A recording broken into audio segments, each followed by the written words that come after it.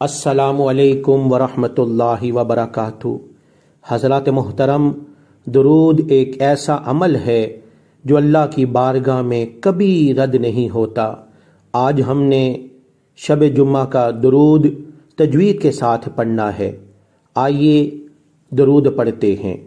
اللہم صلی وسلم وبارک علی سیدنا محمد النبی الأمی الحبیب العالی القدر العظیم الجاہ وعلی آلہ وصحبہ وسلم۔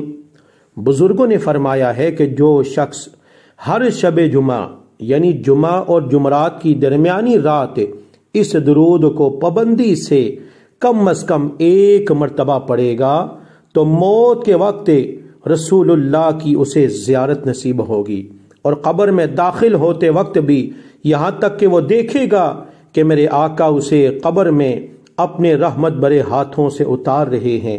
سبحان اللہ۔ تو اب تمام احباب سے گزارش ہے اس درود کو خود بھی پڑھیں اور آگے بھی شیئر کریں تاکہ زیادہ سے زیادہ لوگ میرے آقا کی بارگاہ میں درود پڑھ سکیں۔